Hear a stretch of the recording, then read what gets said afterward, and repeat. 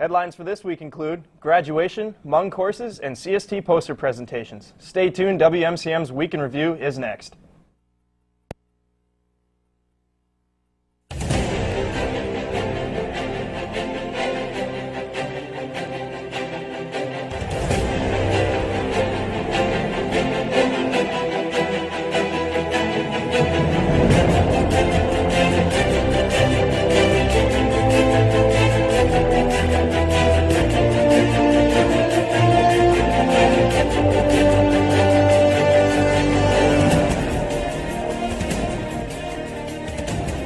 Hello, and thanks for watching WMCM's Week in Review.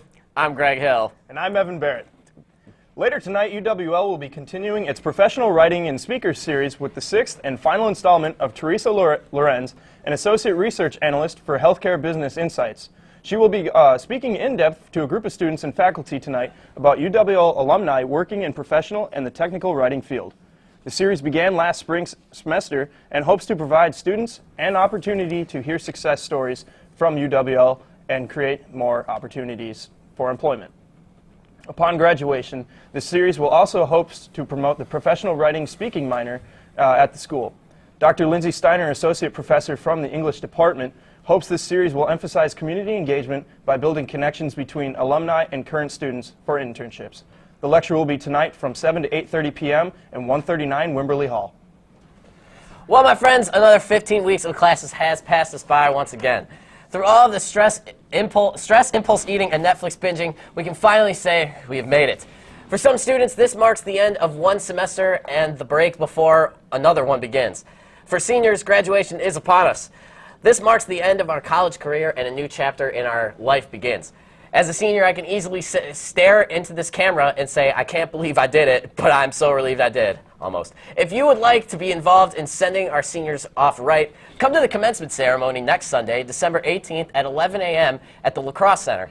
Help celebrate as students from the College of Business, Liberal Studies, Science, and Health, and Education walk across the stage to finally get their diplomas. So excited for that one. UWL Theater Arts program will be performing their second half of the school's rendition of Vanya and Sonia and Marcia and Spike this weekend, starting tonight through Sunday afternoon.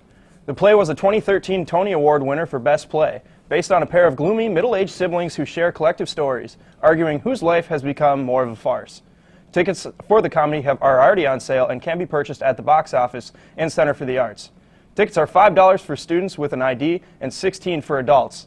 Thursday through Sunday shows will begin at 7:30 p.m., while Sunday matinee will begin at 2 p.m. in the Tolan Center for the Arts. So go out and support some fellow students and catch one of the weekend's performances.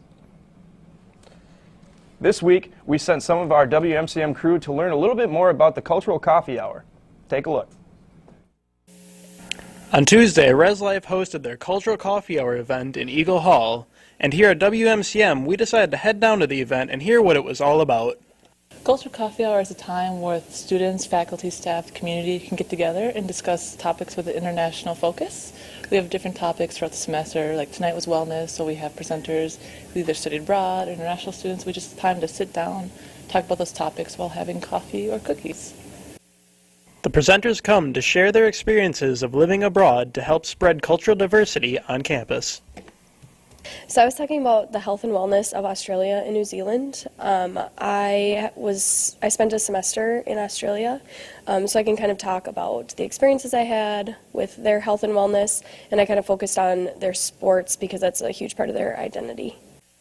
With the semester winding down, there aren't very many cultural coffee hours left. But don't worry, they'll be back next semester with even more themes.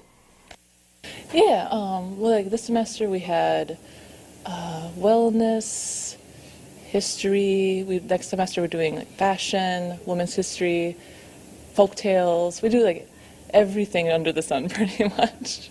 Yeah, always varies.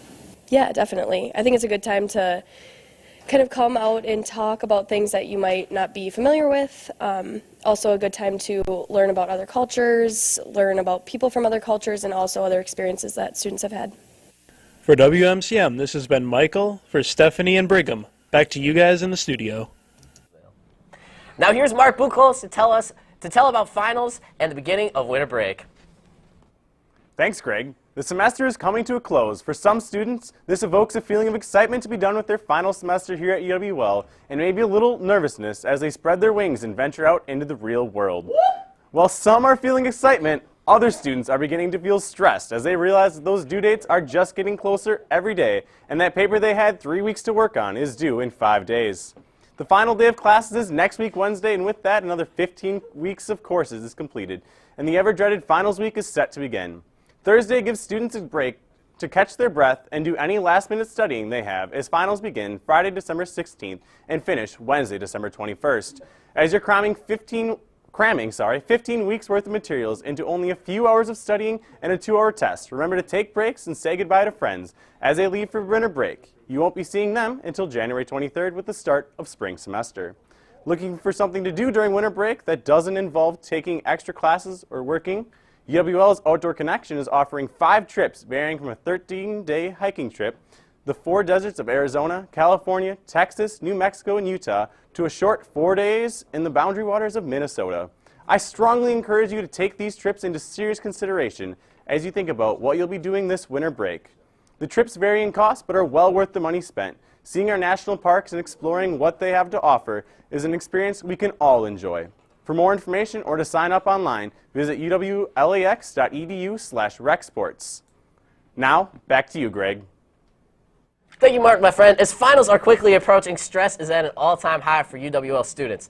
In order to reduce the stress, the UWL Bandana Project organization is hosting a De-Stress Fest.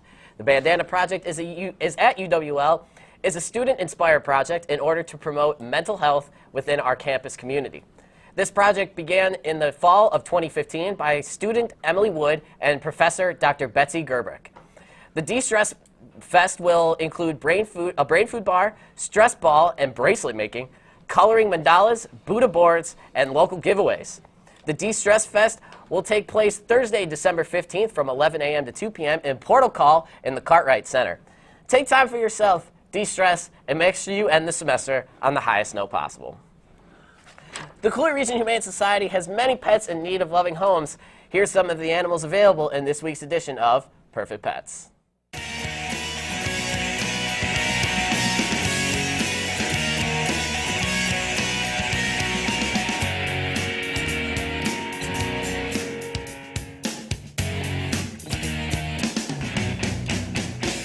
Hi, I'm Otis. I'm 3 months old and a little shy. I love exploring and attention, though. Hi, I'm Bowser. I'm a 9-month-old boxer lab with tons of energy, so I need lots of exercise. Hi, I'm Tigger. I'm a 1-year-old, and I love playing with all kinds of toys. Hey guys, I'm Gio. I'm a 4-year-old beagle who wants nothing more than love and cuddles. To find out more about adoption for these pets or others, contact the Cooley Region Humane Society at 781-4014. Again, the number for the Cooley Region Humane Society is 781-4014. Tonight, an open forum will be held to discuss the future of a Hmong Heritage Language course that has been offered specifically to the Hmong students on campus over the past decade.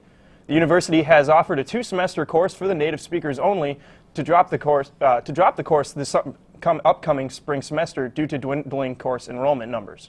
The UWL Student Association has since passed a resolution last week in an effort to save the course. Co-chair of the Hmong organization promoting education, Linda Zhang, claims that, quote, language is all about the survival of our culture and our people, end quote. Many Hmong students and the Hope organization will look to keep the inclusiveness of their culture on campus at UWL. If you or someone you may know that may be interested to join in on the forum, join tonight at 7 p.m. in room 340 in the Cartwright Center. A Christmas time is a must-see in the La Crosse area. The annual Rotary Lights display is this winter. We sent out a WMCM crew to go check it out. We're here at La Crosse's annual Rotary Lights. This is their 22nd year. Let's go check it out. The Rotary Lights first came to La Crosse in 1995, and what better spot is there to hold Rotary Lights than Riverside Park? Rotary Lights is sponsored by area Rotary clubs who are part of a worldwide service organization. They focus on humanitarian efforts and helping the community. Thanks to this, Rotary Lights have collected 3,029,896 food items to help feed the hungry over the past 21 years. Over 3,000 local volunteers put together this annual spectacle that has grown to over 2 million lights and attracts over 300,000 visitors. Attendees of the Rotary Lights can expect to see various attractions such as smiling light bulbs, locomotives, spinning globes, a carousel, and many, many more, including La Crosse's own squirrels. The Rotary Lights also pay tribute to our La Crosse police and fire departments, as well as having a lighted salute to say thank you to all the military members who help serve this nation. In addition to all the light displays, visitors also have photo opportunities, can visit Santa's gift shop, say hello to his reindeer, grab warm concessions, or even take sleigh and hay rides. If you get a tad bit chilly while walking around outside, the Rotary Lights offer a toasty igloo and a heated tent that even has occasional entertainment. New to the display this year include a pedestrian tunnel with over 400 lights set to music and the huge Chad Erickson Memorial Ice Rink, so don't forget to bring your ice skates. A fan favorite at the lights is always the musically accompanied display on the north side, flashing along to your favorite pop and holiday tunes. UWL student Zach Mays shared with us his experience at the Rotary Lights. This is actually my first time coming to the Rotary Lights. I know it's travesty that I've been here for 3 years and I haven't been to the single one, but it's a good experience to come so far. My favorite part was the Dragon That Blue Fire. That was pretty cool. I highly recommend this. Come on a day when it's not so cold, but definitely come out and see the Rotary Lights. While you're here, don't forget to check out the UWL sign, the place of many La Crosse proposals, and the Packers' own Mason Crosby making a field goal. From one Rotary Lights connoisseur to another, all the lights inside the park are beautiful, but there is one more must-see stop to add to the list. Head across the bridge and over the river to Pettibone Park to get the view that genuinely steals the show and will take your breath away. The La Crosse Rotary Lights are open at Riverside Park daily from 5 to 10 p.m. through December 30th and are going to be open until 1 a.m. on New Year's Eve. Entrance is free. This has been WMCM's Amber Meyer and Stephanie Haw reporting to you from La Crosse's annual Rotary Lights. Now back to you in the studio. Thanks, Amber. It looks like fun. The CST department will be holding their biannual senior project poster presentations in the portal call at the Cartwright Center. Come on down to see diverse research projects and all the hard work these seniors put into them. Research projects vary from parasocial relationships, studies, communication in college sports, functions of religious messages on identity, and exploring identities of boy band fans. Learn about all of these different perspectives communication studies gives on numerous fields of research and study.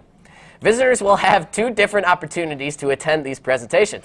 December 17th from 4:45 p.m. to 6:45 p.m. and Monday, December 19th from 10 a.m. to noon. Come see all of the seniors and their research they have worked on all year so very hard.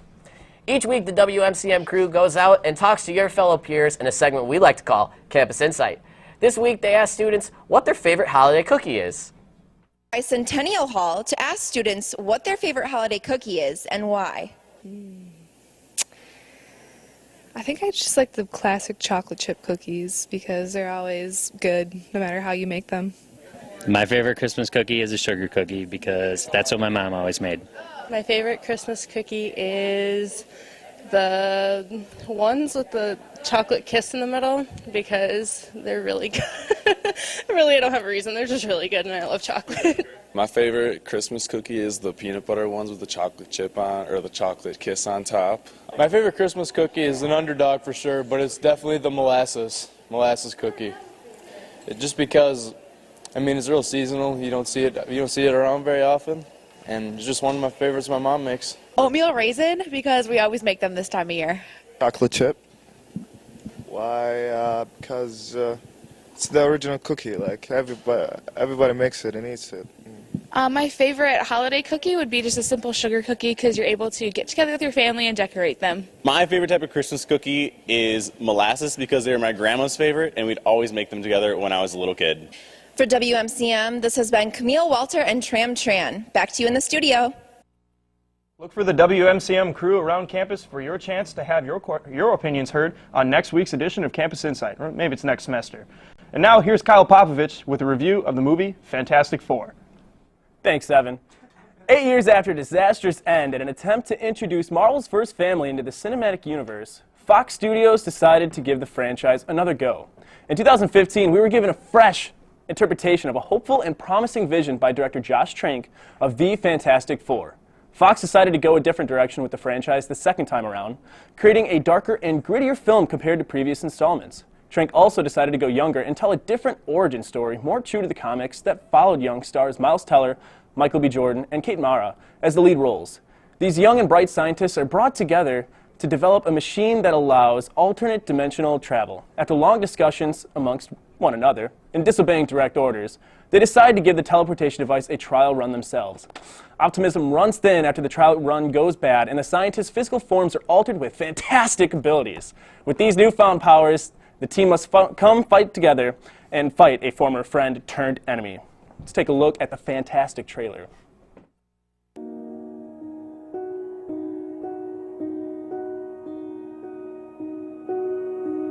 How did we get this far? Human beings have an immeasurable desire to discover, to invent, to build.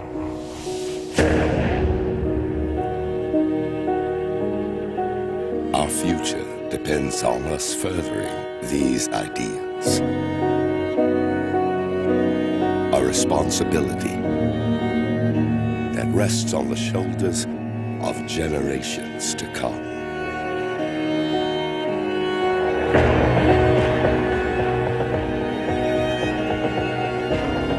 But with every new discovery, there is risk. There is sacrifice. And there are consequences.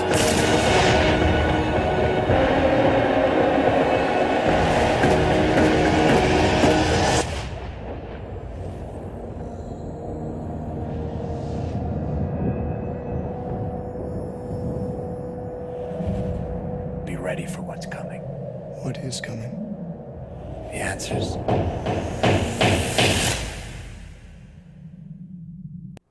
Looked fantastic, right? Psych! Everything you just saw is a lie. Half the stuff in that preview you just saw probably isn't in the movie. Fantastic Four was one of the biggest box office flops in 2015, and it was so bad that Stan Lee, the creator of Marvel Comics, didn't even want to be in the film. That says a lot about it. Things you expect in a good movie, it's not there. Fantastic Four? How ironic, you're not fantastic. Boom, roasted. Stay tuned to WMCM. Sam Woodworth will be back with this weekend's weather, but first let's take a look at those adorable, perfect pets.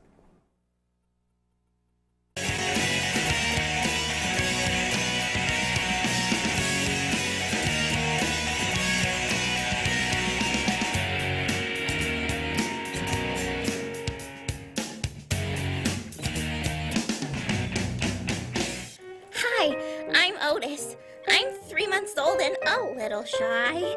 I love exploring and attention, though. Hi, I'm Bowser. I'm a 9-month-old boxer lab with tons of energy, so I need lots of exercise.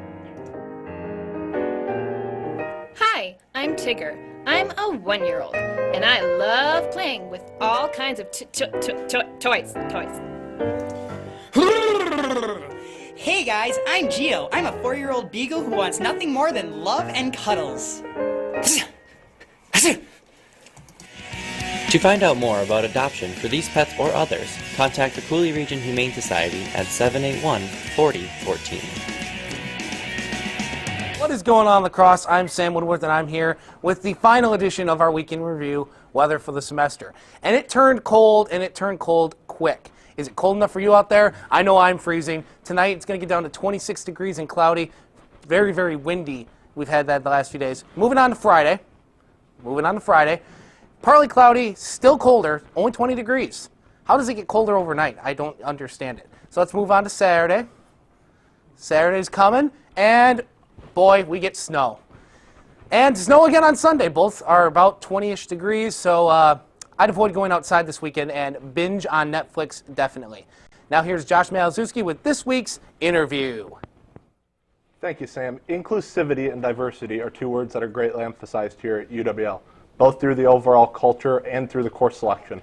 UWL offers a wide variety of ethnic and racial studies classes, but the immediate future of two of those classes could be in jeopardy. With us today, we have somebody that's been along through the situation, through this process, every step of the way. Joining us is Student Body President Jacob Schimmel. Jacob, thanks for stopping by with us. Thank you for having me. Do you mind breaking down the situation involving the 2 Hmong culture classes here on campus? Sure thing. So basically, from the department's perspective, what has happened is that due to the budget cuts that we've been facing in the past number of years, they have been looking to make cuts within the department. So what they have noticed from their perspective is that enrollment in these 2 Hmong language courses has been down, and so they figured that they would go to those courses and at least put them on hiatus for the spring 2017 semester. What has happened and what you have seen happen is quite a lot of backlash from the student body, from the community, from a lot of our Hmong students and allies. And so this situation has been brought to the Student Senate to try to resolve and to try to put some pressure on the department to reinstate the courses. And so what Student Senate has done and what I've been pushing for is the reinstatement of those classes. And there was a resolution that was presented that would support the reinstatement of the classes, and that passed Student Senate. As well at UW-Eau Claire, they have also passed a resolution in support of what we've been doing. So through most of this, in opposition of keeping the classes has been the dean and the chair of the board opposing this, with things like budget cuts and low enrollment numbers. But can you explain from the side of the Student Association and the students in the class what the importance of keeping these classes on campus are? Yep. So I think what needs to be looked at in this class is more than just an academic perspective. This is a class that embodies the culture of the Hmong people and the Hmong people themselves. And so nothing was intentional in what has happened. But I think that there was a blind spot, and at this point it's a matter of trying to see that blind spot and move forward with corrective action. We have seen a lot of students speak out against the decision, and in my opinion, rightfully so. And so tonight at the forum, I will be raising my hand and speaking on behalf of the student body, the student government, to try to advocate for the reinstatement of those classes, because again, this is an entire people, not just an academic lens, and that's how it needs to be looked at.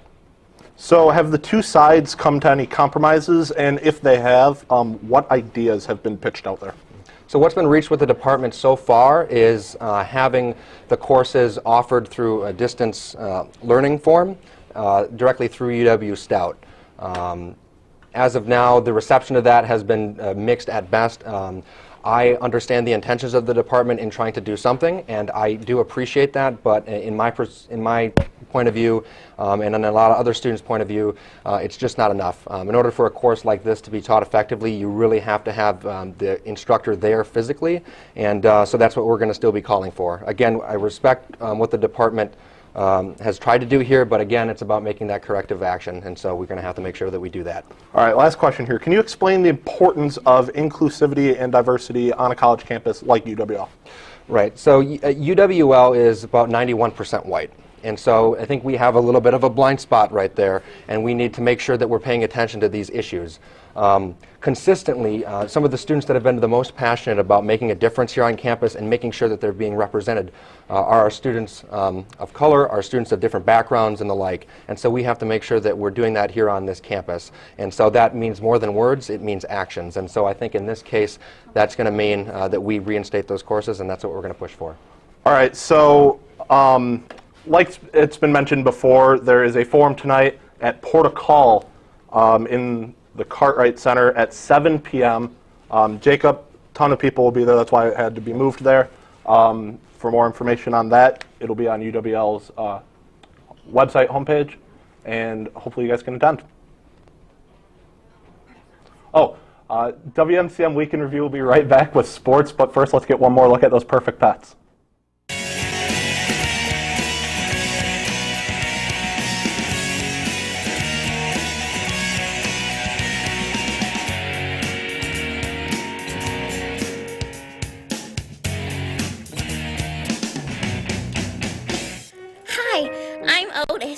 I'm 3 months old and a little shy.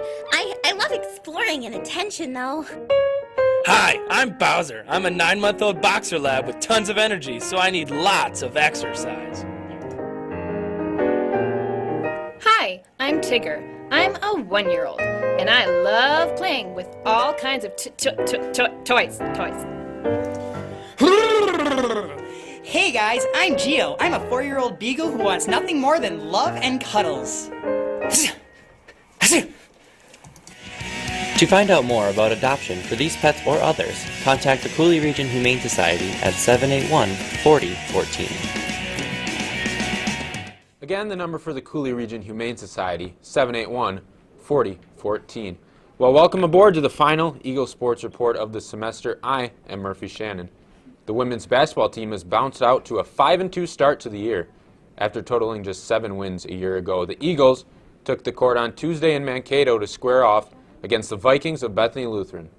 The Eagles jumped out to a 20-10 lead at the end of the first quarter and cruised to a 65-48 victory. Senior Mackenzie Miller posted the 12th double-double of her career, tallying 24 points and grabbing a career-high 17 rebounds. Recently named WIAC Player of the Week, Elise Denoyer filled the stat sheet with 11 points, 7 boards, and 3 assists. The defense locked up the Vikings, holding Bethany to 29% from the field. The Eagles will round out the non-conference schedule with 4 road contests before returning home on January 4th to take on the Warhawks of UW-Whitewater. First-year coach Karen Middleton is making an early bid for Conference Coach of the Year and has instilled a new winning culture to the program. The Eagle Wrestlers hosted the Candlewood Sweets Duels on Saturday, December 3rd, which featured the 4th-ranked Eagles, 7th-ranked Concordia College, North Central, and Loris. The Eagle Grapplers had a successful day on the mat, sweeping the duels, ending the day 3-0. The Eagles opened the day with a 40-6 win over North Central, followed by a gutty 25-13 victory over the highly ranked Cobbers of Concordia, and finally rounded out the duels with the 28-11 defeat of the Loris Dewhawks. A big day landed junior Nelson Baker, WIC Wrestler of the Week. The Byron, Illinois native pinned Concordia's Jacob Stegerberg, a defending D3 All-American. Strong showings from seniors Mason Geary at 149 pounds and Dustin Weinman at 141 pounds helped fuel the Eagles to the sweep. Coach Dave Malachek said, quote, "I feel like our team competed very hard in all 3 duels, and anytime you can leave the Candlewood Sweets duels 3-0, you have to feel pretty good," end quote. Adding that it was a great day for UWL wrestling. The team will take back to the mats tonight in a road match at Luther College. Eagles will travel to Fort Lauderdale, Florida over Christmas break to compete in the Citrus Invitational, one of the nation's most renowned collegiate wrestling events. Moving back to the hardwood, now on the men's side, the Eagles had a difficult task traveling to take on the 15th-ranked Hope College Flying Dutchman last Saturday. UWL led the majority of the first half, but a 15-6 run at the end of the half by Hope cut the score to 41-39. The Eagles extended the lead again in the second half, but the Flying Dutchman caught fire and took the lead at 8.5-minute mark and would not trail the rest of the game. The Eagles cut the lead to 75-74 with a Ben Meinholz layup with 56 seconds remaining. But Hope's Cody Stuvey converted a 3-point play with 26 seconds to go, which was the ultimate dagger for the home team. Final score 80-75 Hope, giving the Eagles their second loss on the year. Meinholz, Zach Schradel, and Austin Fritz led the way for the Eagles, combining for 66 points and 29 of UWL's 40 rebounds. The Eagles will return to action this Saturday to host Loris College at 5 p.m. in Mitchell Hall, the home opener for the 2016-2017 campaign. Come out, support the defending conference champion Eagles as they look to defend their title. And that is all for this week's sports. Thank you very much, Murphy. Thanks, Murphy. Well, We made it. Great ride. We made it. Maybe this guy. You know what would be awesome is if we had our director here, but poor Scout. She's not even going to come. One of those unsung heroes behind the scenes, I think. Yeah, and I think that's kind of where she just wants to be. I don't know. It's really disappointing. What are you doing this weekend? Going home. He's speechless. He's speechless. He's I'm so really excited. gonna miss these people. I know. It's a little. It's been a fun ride. It's a little emotional around here in the WMCM studio, but because obviously we're the seniors who will be graduating this upcoming weekend. Yeah, it's getting a little real right now that this is our last go around on this desk. Very real. It's we made a lot of memories here, so it's pretty cool to. Ew. Yeah, it's getting a little mushy up here too, man. We don't censor here. We're gonna let all of our emotions pour out all at once. You know what? That's all I can do. You're gonna be sad. Don't even try to act tough. Yeah, once I walk out the doors or something. I don't know. Once the cameras are off. Well, thanks again for tuning in to WMCM's Week in Review. Make sure to join us next semester on Campus Channel 200 and Charter Channel 989.